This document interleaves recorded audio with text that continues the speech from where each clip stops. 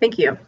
Okay, we are live. This is interesting. I'm having all sorts of interesting problems tonight. It's been one of those months. Yeah, that's what I'm gonna say. It's been one of those months. I gotta set a few. Whoops! I gotta set a few things here, just because I'm having all sorts of problems. All right, that's good, and that's good. All right, so we're good to go. All right, so. Welcome. I hope this has been a really good month for you guys. It's been really busy for me. My guest just walked in. she's getting ready. And Julie, they can hear you now. So if you want to say something, they can't see you just yet. But we okay. So let me go ahead and go across here to why is my that's interesting. All right. Well, let's see here. I don't know why that's going on, but we'll go ahead and do this. Apparently my lower third is just doing weird things. All right, so we'll get rid of that. There we go. All right, so Julie. All right, so first of all, Julie is co-owner of Liminal Magic Shop. Owner, okay.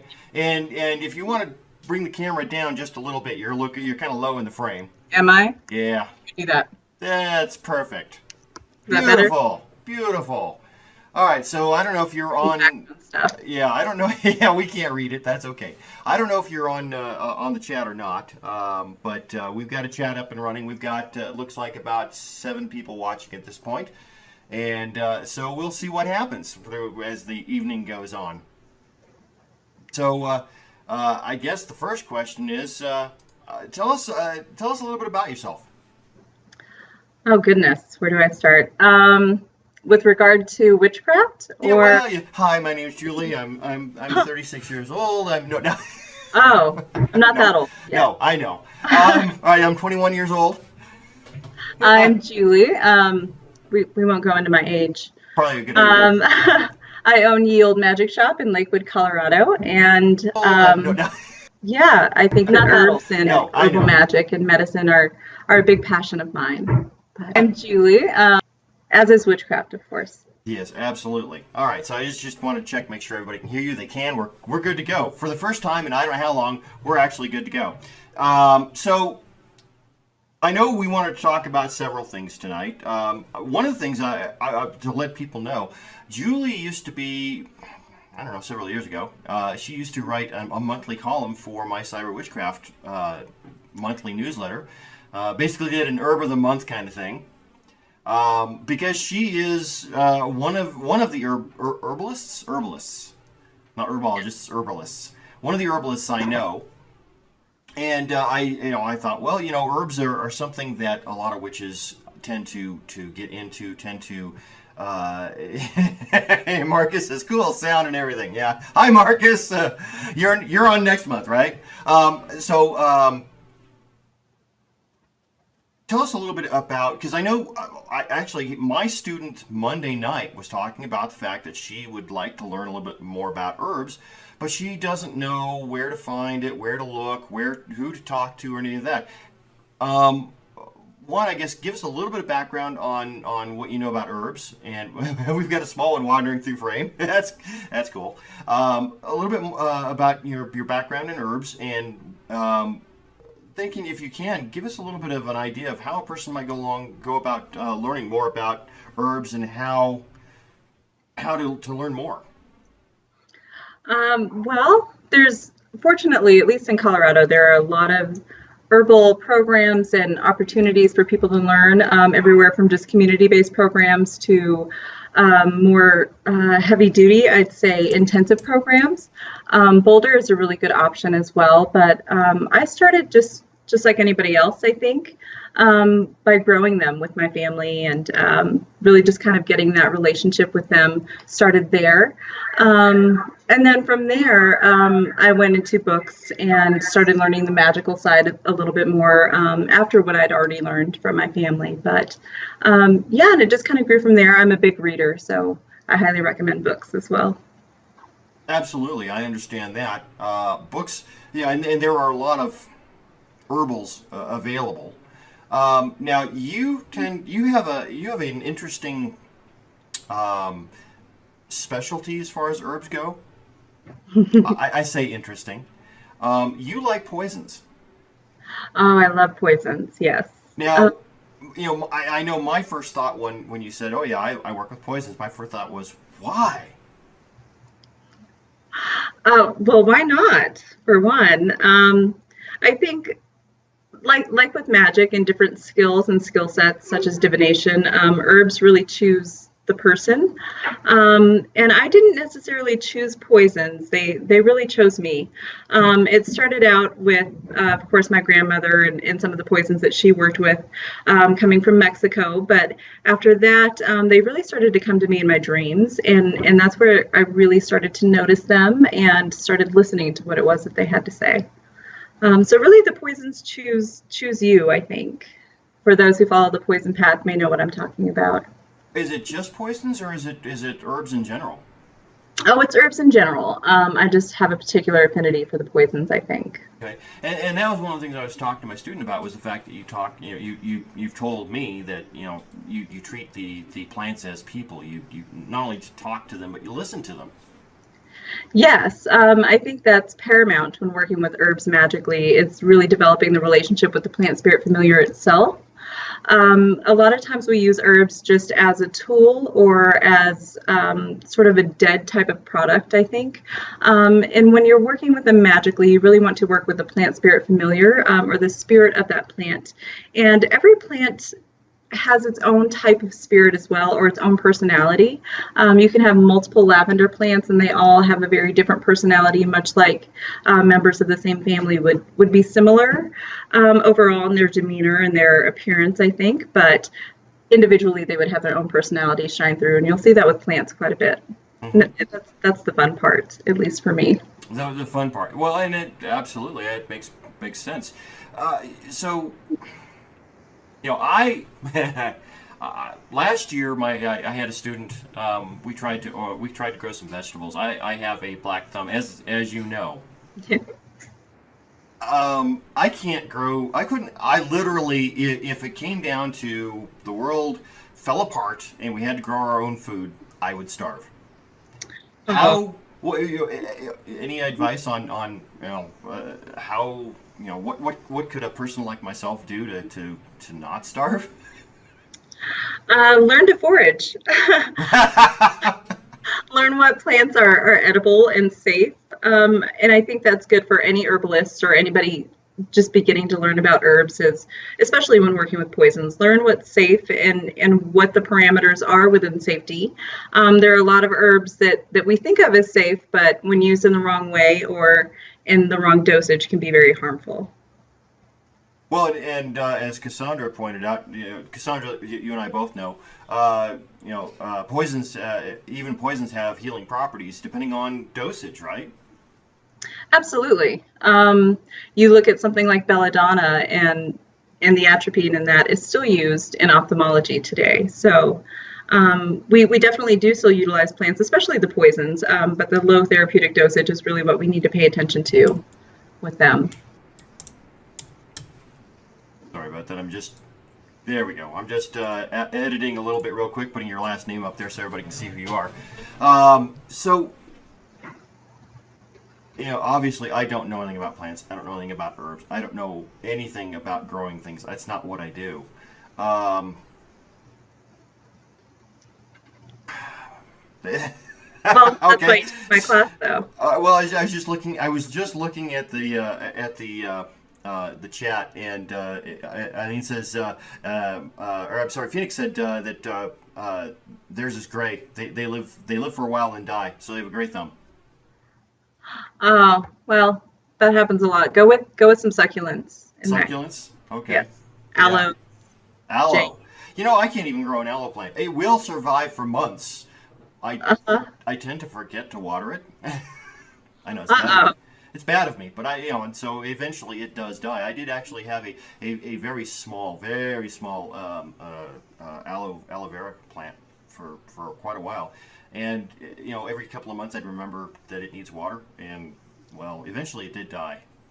Oh no! Yeah, I absolutely would. I would. Yeah, if I had to live off of farming, I would not live long. Well, that's why you make friends with people like me, and we can grow. Absolutely. So, let's talk a little bit about the store, since you've well, I can say you opened recently, but not that recently. You've been open for how long now? Well, we opened in April of 2014, so a couple years now, which is exciting. It's fun to see where it's come from and how far it's grown. And obviously, you have a whole lot of herbs and stuff in the store. What else could a person find if they were looking? Well, aside from all the awesome herbal options we have a lot of magical tools as well in general. We really like to cater to the more hardcore magicians and witches, I'd say. So we carry a lot of the darker herbs, some bones, and more unique things, I think, than other stores in the area. But we also have an online store as well that anybody around the world can order from us. So feel free to check us out online as well. All right. So, I'm sorry. I was busy trying to get my things to work properly here. I'm having all sorts of technical problems. We've got the basics going, so I'm going to stick with that. But I guess, you may have said this already. Who is it you cater to specifically when, as far as who is your perfect customer? Oh, well, our ideal customers are those who really like to work some real magic.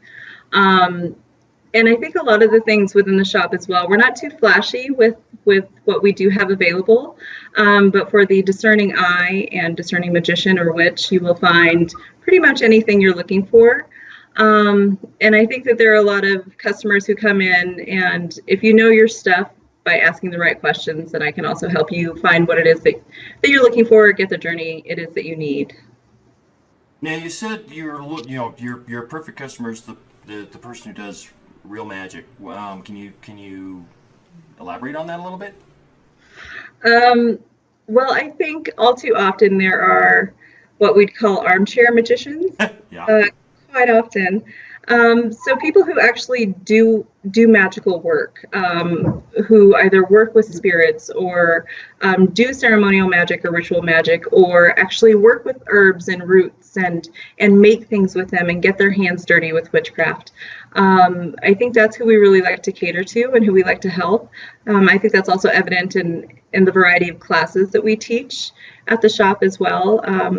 You can find everything from geomancy and other divinatory techniques to witchcraft and tea leaf readings and herbal magic and fun stuff like that as well. Now, you are personally, you're kind of an interesting mix of things. You are a traditional witch. Yes. Which is different than Wicca. Yes. And you're also heavily into ceremonial magic, correct? Yes.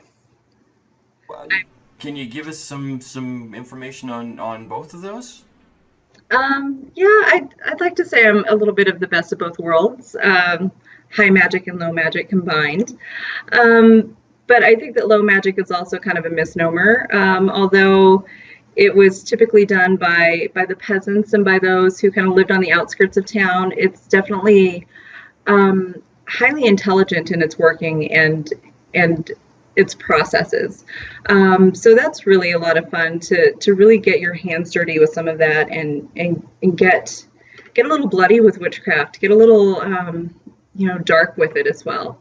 Not to shy away from that. But then with my Golden Dawn path, it's all about reaching toward the light and attaining true knowledge and conversation with your holy guardian angel, and working within those realms of magic and really kind of going upwards in a sense, whereas I feel that witchcraft is more working laterally or downwards, energetically anyway.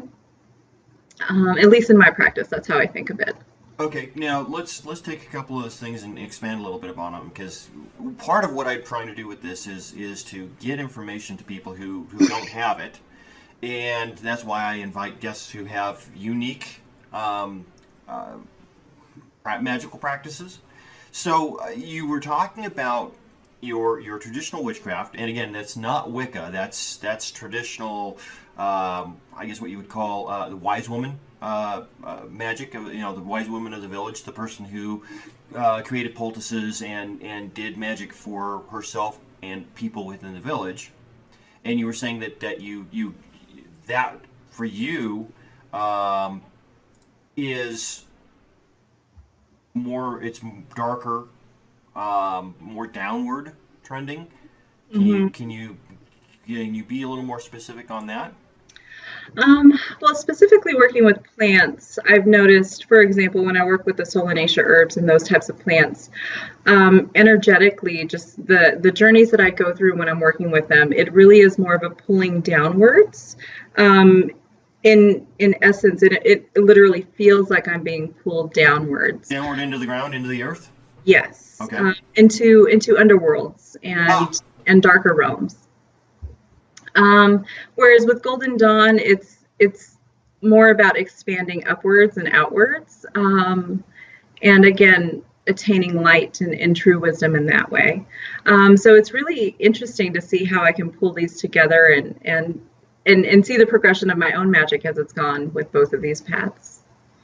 Okay, yeah, because and I'm not, I have some vague familiarity with Golden Dawn, OTO, ceremonial paths, very, very vague. And I have been attending your traditional witchcraft class once a month, because you've got a whole lot of information that is unique. It's different. It's not something that everybody. It's certainly not something stuff I've ever read in a book. When we were working with the chocolate mint and the blood. I won't say blood ritual, but the blood letting, for lack of a better term, but using blood within your magic. That's something that a lot of Wiccans, I think, would really kind of turn white. It's almost like, oh my God, we can't do that. That's blood. Oh my God, that's horrible. We can't do that.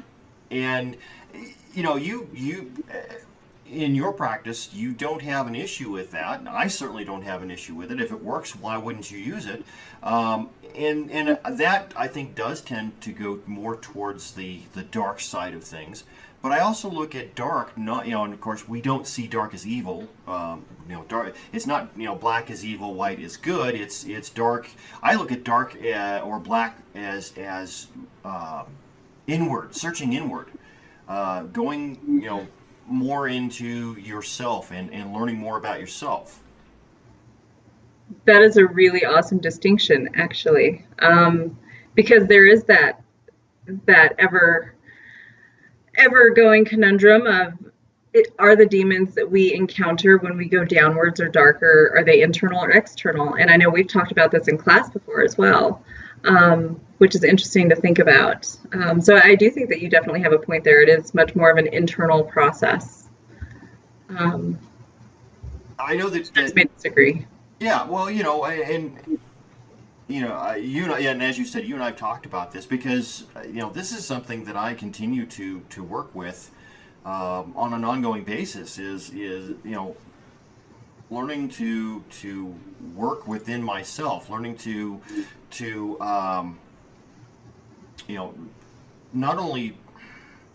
not just searching within myself, but to recognize what I find, to accept what I find, and to claim it as my own. Because until I can, again, my belief, until I claim it and call it mine, I'm only working with half my ability, half my power. You know, fully half of who I am and what I can do is on the dark side. It's the stuff that I'm not proud of. It's the stuff that I regret, that I wish I could go back and change. And by recognizing and embracing it, it's no longer something that can be used against me. I can now use that, take that energy, that power, and use it for myself. And so I've for a long time I've had this belief that if the typical, well, I want to say typical, the witch who is all sunshine and rainbows, unicorns and all that, they're only using half of their abilities. They're just using the light side. And I think that along with that is that whole Christian concept of dark is evil and light is good, and we should only work with the light because it's we want to be good. And so you're only working with half of who you are. What are your thoughts on that? Absolutely. And there's power within suffering, and there's power within the darkness that we can harness and work with and even ally with and use in a way for your own ends. I mean, that's what magic is about, is actually creating physical change within your world. And if you're not doing that, then why work magic? Go the mystic route and just do internal stuff. But if you're really wanting to cause change within your world physically and manifest something, then I think definitely working with some of those darker energies, because that's what's here and that's what we're engulfed by quite a bit. Learning to work with it rather than against it can really be to your benefit. Well, and it's interesting, where the chat's kind of lit up a little bit. I got Phoenix saying that going out of your comfort zone does tend to change the experience completely. And I think that by going out of your comfort zone, you tend to create change within yourself. Oh yes, and any type of death or getting yourself out of your comfort life zone, like you mentioned, will definitely cause some sort of shift or change for you, and start to cause changes within your life as well, maybe even be the catalyst for some major changes within you spiritually. Yeah, let's see here. Aileen says, having worked outside her comfort zone before, she doesn't work with blood in her magic, but because she works with it every day. That's her day job, is to work with blood. And then Phoenix facing your shadow is one of the hardest things you do when you begin the inward paths. Learning to embrace that inner darkness is essential. Absolutely. Phoenix, you make a good point. You have to learn how to work with it, especially in ceremonial magic. You learn first to banish and how to work with elemental energies before you start even thinking about evoking anything else. And that's really the key there, is learning to work with it the right way rather than just attempting to do something silly and get yourself hurt or piss off the spirits and then really do some damage. Well, and I think that most people who, at least those who have a teacher, tend to learn how to banish before. I was always taught, if you know how to banish, it doesn't matter what comes at you, whether you called it or not, you can get rid of it. And so it's paramount that you learn how to banish before you learn how to invoke. Yeah, and so often what I know people like you and I get asked for is help and how to get rid of some scary entity or energy or some kind of ghost they feel they have in their house. When a lot of times it may not be such a thing as a ghost at all. It could very well be the individual's energy that's causing energetic changes in the world around them and causing weird things to happen. Yeah, it's interesting. Wow, it's been probably 5-6 years ago now. I had a friend who was actually into. She was a ghost hunter. Okay, and so doing the scientific stuff. I say scientific stuff. Using instruments and trying to detect spirits and that sort of thing. And when she called me up one night and she says, "Hey, I've got this family up in Fort Collins who says they've got a ghost. They've called a whole bunch of people, including apparently someone from our community, the pagan community. I don't know. I want to say they were up north somewhere, up in Fort Collins. Owner of a store is what I was told, who charged them over $100 to get rid of these spirits, and the spirits just wouldn't go. And so, I'm not giving any guarantees. I said, well, I'll go up with you and take a look, and we'll see what we can find. So, ended up at this family's house. They were renting the place. It was a couple and I want to say 3 children. One of which was a girl of about 2 or 3. One was and then the other 2 were a boy and a girl, both teenagers.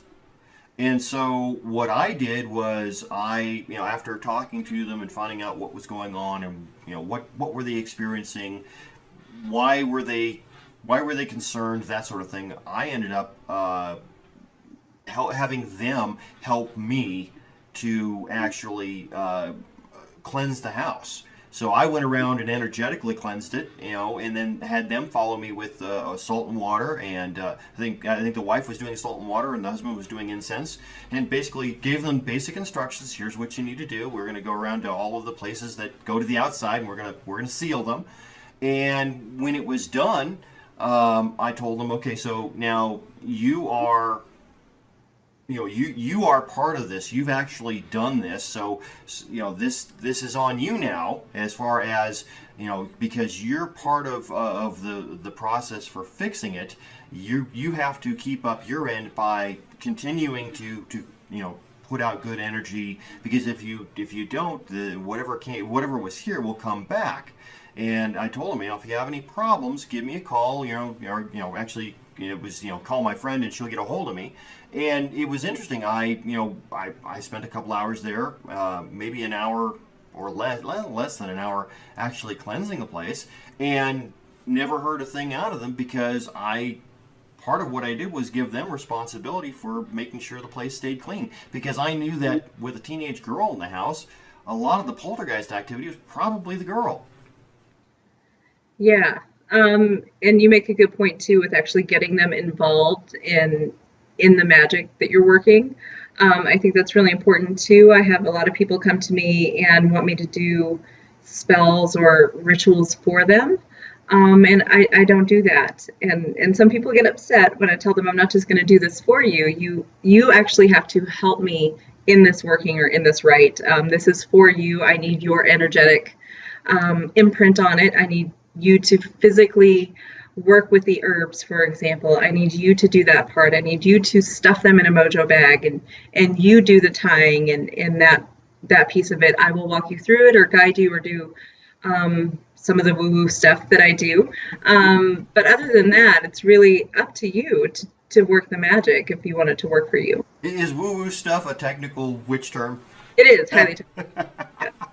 Yeah, well, yeah, and Cassandra brings up a good point. If the person who's having a problem feeds into it, it'll have more power. And by having them help you to get rid of the issue, you're giving them, you're not giving them anything, but you are showing them that they have the power to affect it. Yeah, and actually teaching somebody how to do it, walking them through it. I think a lot of times, especially when it comes to doing physical magical work, people just don't know what to do or where to start, or they feel silly when they're starting to do it until it becomes more natural. So showing them that it might feel a little funny at first, but physically walking them through the steps has been great for a lot of people so far. Yeah, I actually had a guy contact me yesterday through the Cyber Witchcraft website, who what he asked for, and he said he's in Britain, he's in England somewhere. What he asked me for was basically he wanted a spell. He wanted to be famous and have the luck to win all the big jackpots. I want that. Huh? I want that spell. I would love to have that spell too. And what I told him was, well, first off, you're not being very specific about your desires.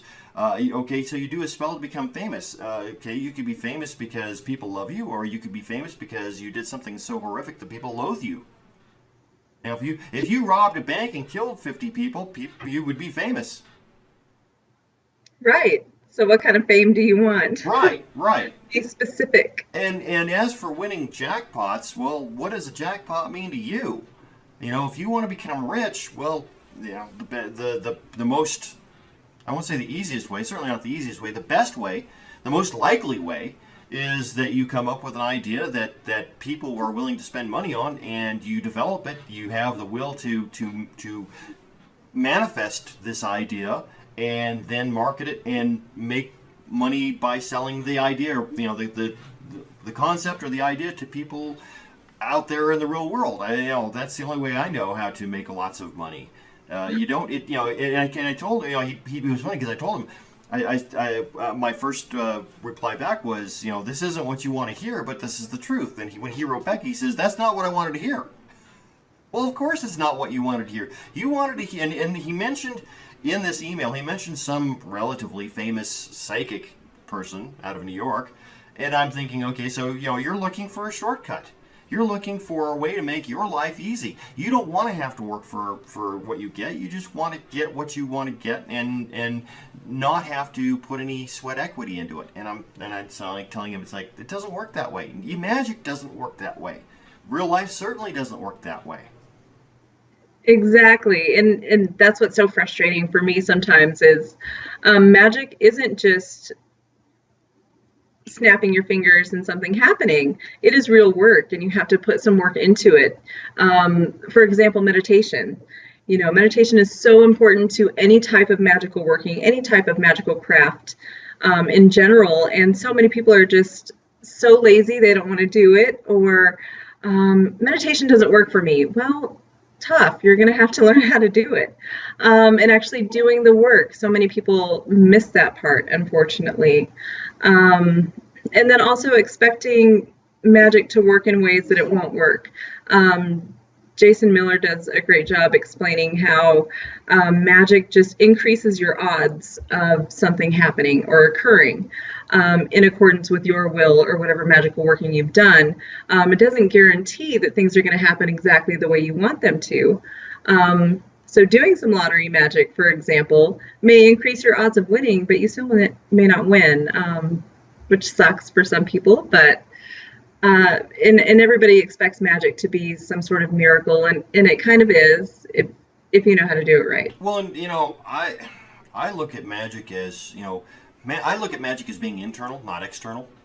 For the most part, you can create change, absolutely, but the way I look at most of what I do magically is that by doing the spell, I am creating a frame of mind so that as I go through my normal daily stuff, in the back of my mind is still this idea of here's what I'd like to have happen, so that when an opportunity arises that might be more conducive to this happening, I pay attention to it. I follow it as opposed to ignoring it because, that's too hard, or I don't want to do that, or whatever. And so by having this reminder, this subconscious reminder that, hey, didn't you say you wanted this? I can then, subconsciously tend to follow the path of maybe not least resistance, but less resistance towards what my goal is.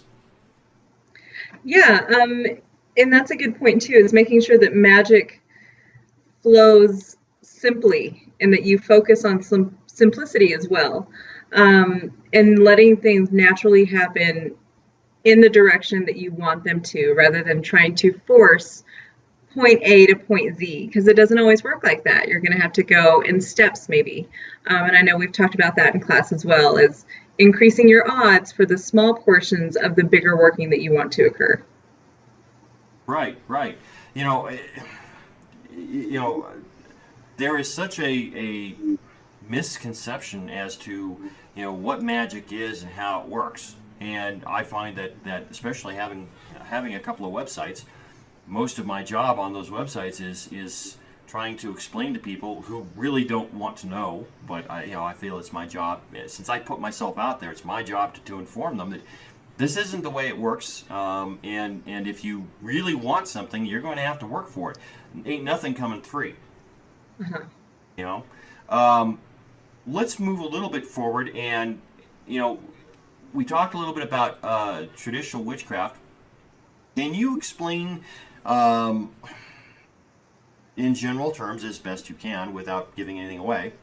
Because I know that Golden Dawn tends to be a secretive group. A lot of secrets you can't talk about to the uninitiated. But can you kind of explain what Golden Dawn is and what you do? Yeah, that's a big question. I know it is. Well, we do, as far as the knowledge that we learn a lot of different techniques and general knowledge points. So whether that be planetary symbols, Hebrew, the language, is a big part of it. The general Kabbalah associations. That's kind of what we focus on and we learn knowledge lecture-wise. But the Golden Dawn is really a process of alchemical transformation through the outer order grades, which are attributed to different elements as you go.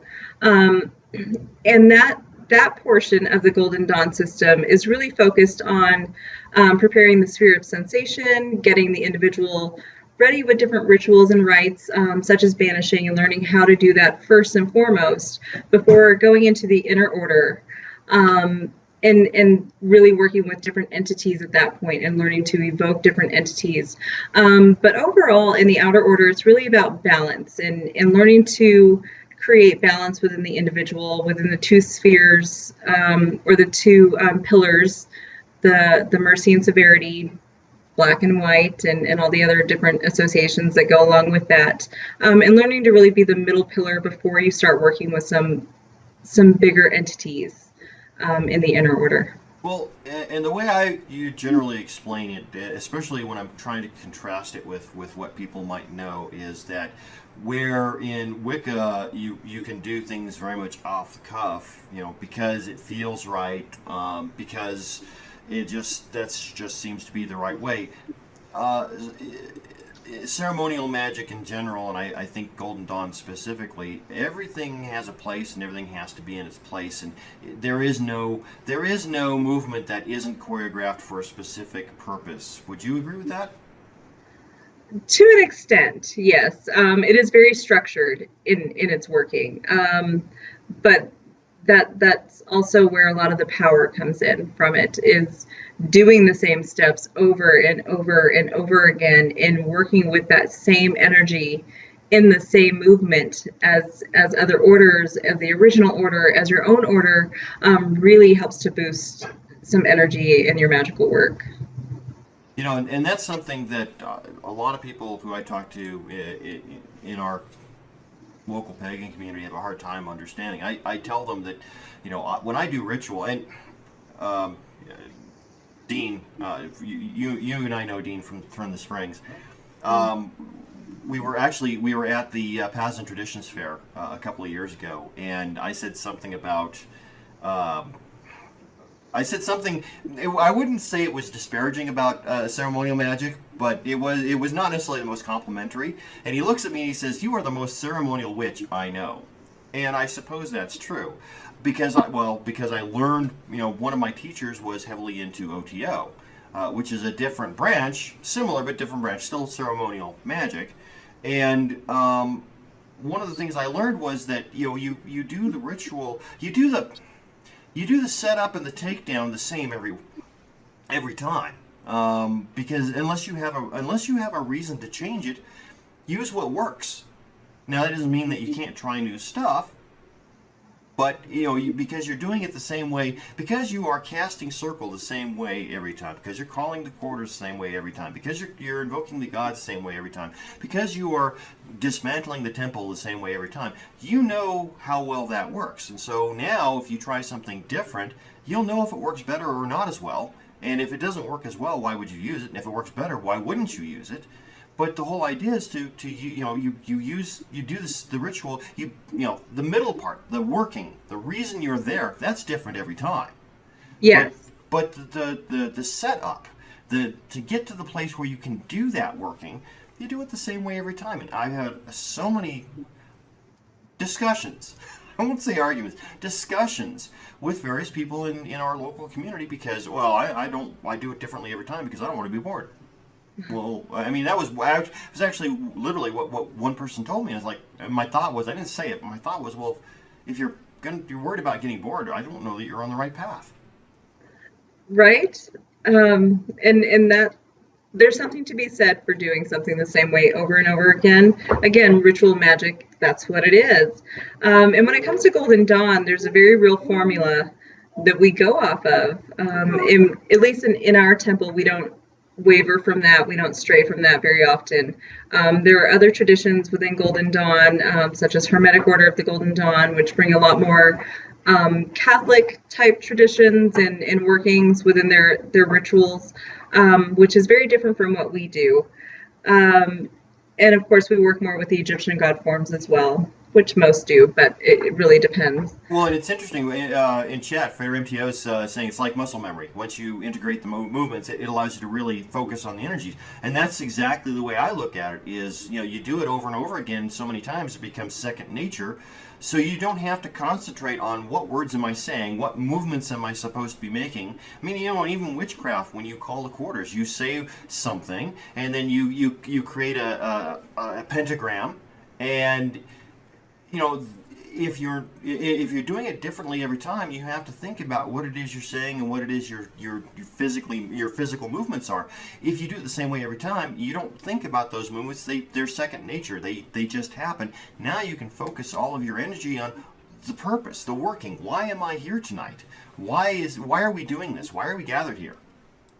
Exactly, and that's a lot of what the outer order helps to prepare you with, is getting those symbols within you, so that they're second nature. If you need to banish something immediately, you can do that, and the names and the images with which to do so. So again, just integrating that, and I personally really like the intellectual side of the Golden Dawn, and really having to do some book learning. It's good practice and good practice to get you really self-aware and manage yourself a little bit better, being more self-reliant on getting your magic and your work done.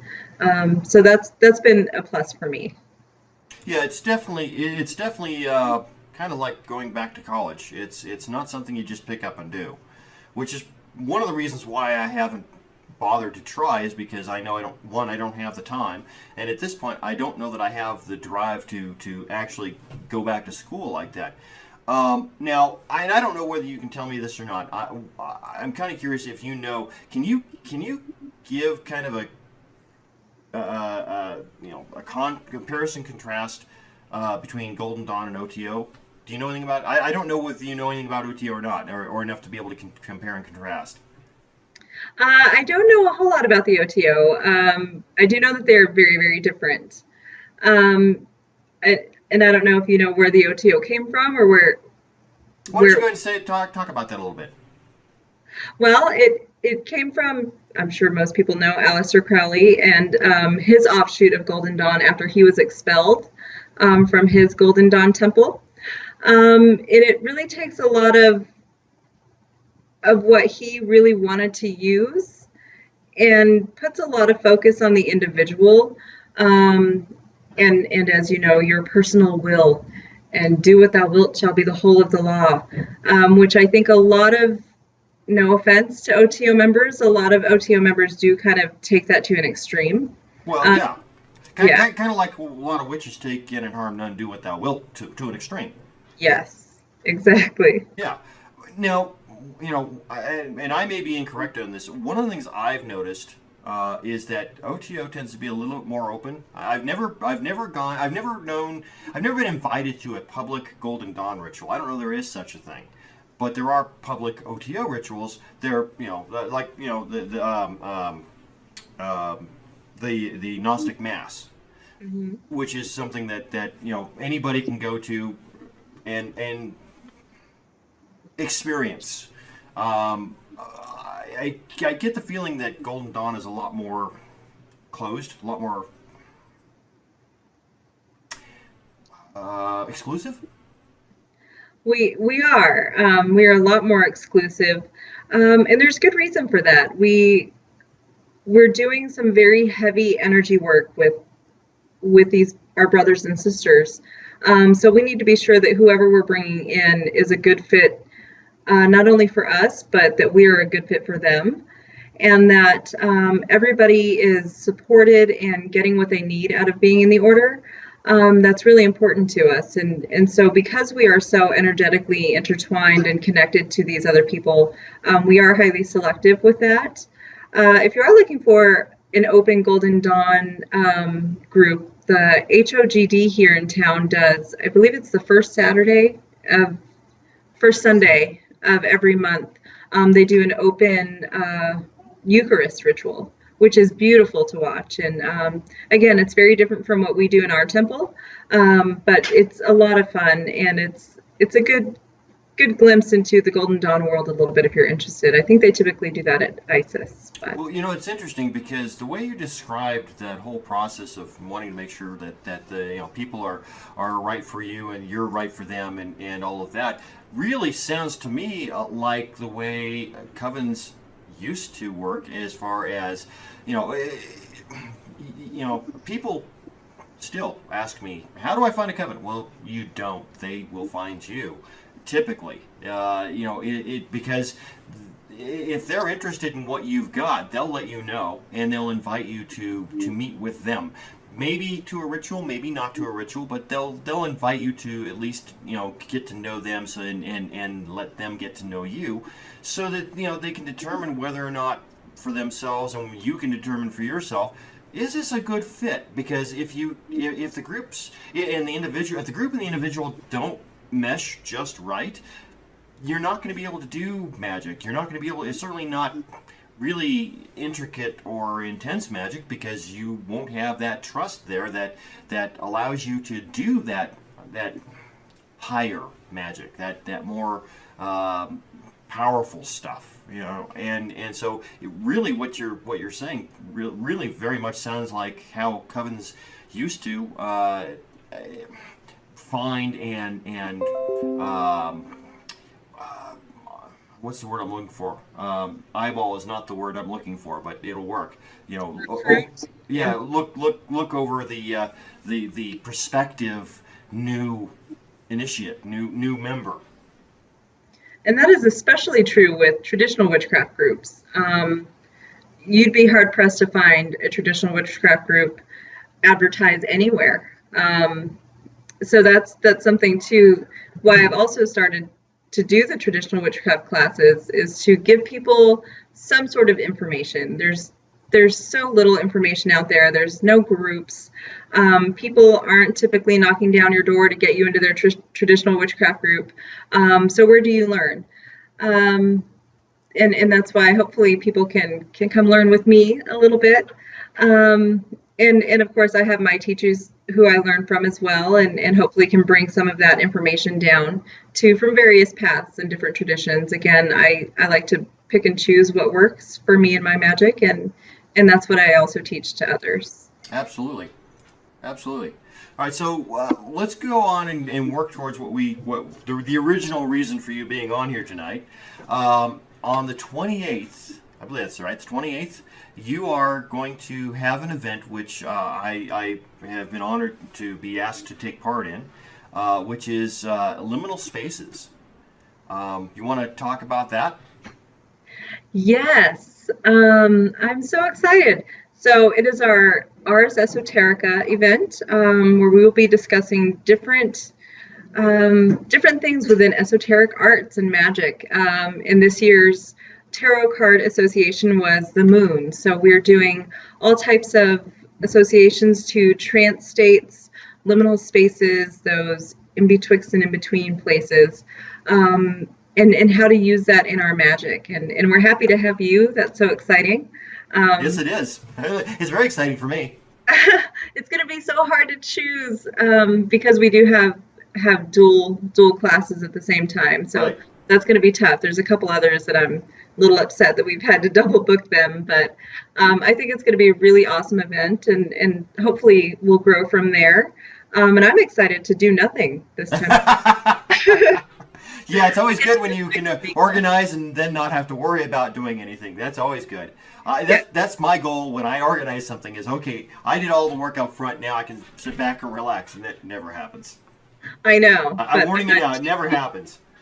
Yeah, it's going to be exciting. I'm excited to just be able to mix and mingle and take some classes and learn some stuff too. So, what can a person, if they show up, first of all, it's on the 28th, what are the hours? I believe it's from noon to 8, 11 to 8. 11 to 8. Sorry, And 11 to 8. it's there at your shop on West Colfax? Yes, Colfax and Kipling. Okay, yeah. Okay. So what can a person? We will be posting event details. Let's see. I believe the details are on the Facebook page. Are they not? Yes, details are on there. We also have an Ars Esoterica Facebook page. You can also find me, Soramim, on Facebook and find a link on there as well. But it is on Yield Magic Shop. Okay. Now, what can a person who shows up there? What kind of thing? What could they expect to see, to experience, to become part of? What's your hope for this? Well, we have various people coming to tell us how they use these trance states and liminal spaces within their magic. So, for example, we have Frater Ashen Shasan, who's going to be talking about some of his ceremonial magic practices. We have yourself, who's going to be talking about some more witchcraft practices. We have Misty, Reverend Misty, who's going to be doing an awesome music trance class and how to use music in trance states. So there's going to be a lot of different workshops and just presentations on different types and forms of magic and working with these trance states. And then there's also going to be readers. So you can have some tarot readings. I think we might have some other readers. I'm not sure if we'll have a rune reader or geomancy. I'm not quite sure on that one. But yeah, you can come in and take a look at that as well. And it is one flat fee, so you can get to see everything, and it is all day. And then, of course, there will be some of the most awesome authors and occultists in the area that you can mix and mingle with as well. So hopefully you can get some questions answered or get some books signed. Cool. And to answer Christine, who says, she says, is there anywhere else but Facebook? I believe you have a meetup group also? We do. We are on meetup.com, Yield Mystery School. We also have Colorado Golden Dawn on meetup.com. So we are on both of those, and it is cross-posted, so you can find the event on that as well. All right, and I will see about getting information from you to put it up as a meetup on my meetup, so that people who are members of my meetup can also hear about it and be aware of it, because I think it's a really neat idea. I'm going to be presenting a talk, a workshop on on the ritual circle, on tradition, Wicca, witchcraft, whatever you want to call it, circle casting, because that's a liminal space, and I don't think that that's something a lot of people nowadays think about when they're casting circle. So anything else that you want to let people know about as far as what's going on the 28th? I don't think so. I think this is our first one, so we're excited to see how it goes, and we've gotten some really awesome presenters for our first go around, so that's really exciting. I'm excited to see where it goes from there, and hopefully people can just check out the new shop area. We've expanded quite a bit, so more shopping space, some new products, and more place to just mix and mingle and be with some of the best occult minds in the area, I think. And I'm just really excited to bring so many different minds together and different practices all in one space. Yeah, you guys have moved since the last time I was there. You're up front now. Yeah, you haven't been yet? No, because the last traditional witchcraft class was canceled due to snow. Yes, it was. So I'll be there next weekend. This like weekend. That. This coming Sunday. Yes. Yeah, it's like I got it's like yeah, I think it's a. Let me pull up my calendar. Oh yeah, it's this Sunday. Yes. I see. I've got 4 monitors up, and they're full of stuff, but not one of them is a calendar at this point. Oh, but yes, I know I forget too. But it is Yeah. Sunday. So Yeah, it's been fun. yeah. I mean, I'm curious to see the new place. I'm curious to see. Yeah, I'm guessing it's bigger than what it was. It is much bigger. Good, good, because that means more stuff. Yes. Well, yeah, and that's always fun. Who doesn't like more stuff? Um, yeah, and I'd really like for people to come check it out. We have more space for readers as well. So if you're a reader and you want to come do some stuff, please get in touch with us. We'd be happy to have you. And yeah, classes as well. We have a lot of awesome classes going on. Tarot, again, all of Sean's ceremonial and alchemy classes are a lot of fun. And hopefully I'll have some time this summer to get some of our herbal class going too. Cool, cool. Because it's your shop is the first one I've been to in many years because, well, honestly, since Wings shut down, aside from the basics, that I needed to get, I really hadn't found a shop that I really liked that felt good to me. And your shop really, your shop has always felt really good. Thank you. We get that a lot. It's not designed for me as far as I am not your perfect customer. Because there is a lot of you walk in and there's a lot of herbs and well, I don't do herbs as I've already stated. I mean, I use them, but I don't make incenses, don't do oils. I buy those, I don't make them. You can buy them at Yield Magic Shop. Yes, I can. And I was very surprised. I want to say it was the Mojo bags we made. We putting some herbs into those based on the intent. And I was very surprised that what I ended up with, based on the research from the books you had laid out there, actually smelled really good. First time that's ever happened. Ah, well, if you do it right, they can be very pleasant. Apparently, I did it right. Yes. Well, you had a good teacher. Yes, I did. I had the best teacher. Absolutely. But I'm not OTO. I'm not Golden Dawn, and I know you have a whole lot of stuff. I'm not. Contrary to the fact that I co-wrote a book on Egyptian gods, I'm not a Kemeticist. I don't follow the Egyptian pantheon. You've got a whole lot of Egyptian stuff in there. I appreciate what you've got in there. I know a little bit about what you've got in there, but it's not for me. But I still find your shop really a lot of fun to go into and just kind of hang out before and after class. It is. We have a lot of friends and students and customers who literally just like to come and hang out there, which is awesome. That's great. That's exactly what we wanted. It's interesting. We got a cat in the chat was saying the Herbs and Arts before it was sold felt really good, but it's different now. And I haven't been in there.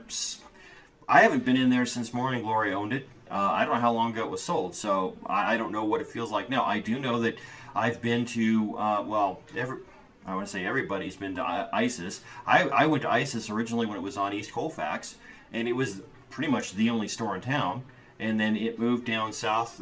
Karen bought it and made it her own, and she's done a really good job. But it's so far south from where I live that it's literally a day trip to go down there. And your place is much closer. It's on the west side of town, so traffic isn't bad. I head down Wadsworth to Colfax and across Colfax, and I'm there. And it takes me less than 30 minutes to get there. It's really nice. Thank you. Yeah, I like where we're located. I think, for a while there we were debating whether or not we wanted to move and where we would move to. But I think it's a good location, and we have gotten that a lot that people say, I went to another store in town and it just doesn't feel good. And so people start coming to us a lot more, which has been great. And that's, again, why we're here. We really want to create an atmosphere and a place where people can really come and learn about magic and get some magical stuff and learn some cool things and really get a good sense of community for some real magic workers, I think. Like you said, there's a lot of unicorn fluff and rainbows and sparkles these days, and that's not really the kind of magic that we do. I have my little no fluff bunny sign. Let me put you back up real quick, and I'll put the no fluff bunny sign up. And there we go. Now it's no fluff bunnies. There we go. Because yeah, I agree with you 100%. I mean, and my idea of fluff bunny is a person who just isn't serious about it. They're not taking it as a religion. They're taking it as something that it's not. And you guys don't do that. You take it very seriously. Being ceremonial magicians, that makes perfect sense. And so I also know that if I need something, I can go down there and say, hey, I'm looking for, and if you don't have it, you probably can get it. Yes, well, I can pretty much get anything. Okay, I may take that as a challenge. Oh. Please do. I'm looking for some Eye of Newt, Wing of Bat. Well, I know you can get Wing of Bat. Yeah. We have human skulls. I got some new human rib bones and human bones in as well. See, you guys carry stuff no other shop would touch. That's the idea, yes. We like it. Like I said, most of the stuff is not something I would necessarily use in my own practice. But then, I go down there and I get exposed to your traditional witchcraft in class, and I was like, oh, well, okay, there is a use that I could put that to. Okay. And, hey, I know a source for getting it now. That's pretty cool. And getting something that's made well and done right. For example, with my poisons and in my flying ointments, that's a big part of my practice, and you can't really get those anywhere or get any ones that are made well and that can actually do the job. Not only do the job, but as long as you follow the directions, there's much less chance of being harmed by them because they are well made. Yes, and that's a big part too, is being sure that they're not only safe but effective. I don't like hearing when people get something, they're like, oh, that didn't work for me. So then I can work with people to really get something custom made for them, to really get their journeys where they want to be. Right, exactly. Well, we're coming up. It's now just after 8 o'clock local time, and we usually run for about an hour, so I guess that's the end of the show. I know you've got kids there, so they're probably wanting to go home. Yes, thank you for having me, though. This has been fun. Not a problem. You're one of the first people I thought of when I started doing this as a guest. And when you put together that event on the 28th, it's like, oh well, hey, that's a perfect time to do it. We've got a couple of weeks. The show will be live a couple of weeks before it happens, and then there'll be that couple of weeks for people to catch the reruns whenever they want to, so plenty of time to advertise. So yeah, why not? Yeah, I know you and I talked about doing something like this for quite a while, so I'm excited that it's finally come to fruition. Well, and if you've got other things going on that you want to let people know about, and you want to get the word out, let me know. We can certainly put bring you on to another show. I'm seriously starting to think about doing this more than once a month, mainly because I think that if I do it more than once a month, I'm going to end up with a larger audience for the live show. I mean, we've got several people watching now, and the chat is livelier than it has been. So apparently, you brought a whole bunch of people with you, which I have to thank you for. Oh, good. But, if I do this more than once a month, I suspect it'll be one of those things where people, I've noticed that in my meetup, I do it every other Friday, people just expect to show up. And if I cancel for one reason or another, people still show up because they're just expecting it to be there. So I think that if I do something similar with the show, I'll end up with a larger audience, certainly for the live portion, because they'll get used to doing it. Wednesday nights is the night that they tune in to see Greyheart make a fool of himself. Definitely, and that's what I was worried about here today, but No, no, no. I'd be happy to come back and make a fool of myself. Well, and like I told you, it's mainly just a conversation. As far as we're concerned, it's a conversation. Now there are other people who are involved. We get to see the people chatting with each other and us in the chat, but it's really just sit back and have a conversation and enjoy a little bit of talk. And it was fairly easy, was it not? Yes, and it's been so much fun. You and I end up talking for hours anyway, so Yes, we why do. not have some people join in? Absolutely. Cool. All right, so I'm going to go ahead and close off the stream, and you stay there for a minute. I'll get back right with you in a second. So let me go ahead and set this up here for the close of the show. So we'll be back. If I end up doing this more than once a month, I will give notice. I'd love to do it weekly if I could, if I know I could come up with topics and guests. So we'll see what happens. I'm going to look into that, and I will let you guys know how that goes. If I do end up doing it on a more frequent basis, we're probably going to move it to somewhere like Twitch, where it's much easier to just go, as opposed to all of the problems I have trying to get this thing to work with the YouTube and Facebook. So we will talk to you at least in next month, if not before. Everybody have a wonderful night, have a wonderful evening, have a wonderful month, and we will see you later. Thanks.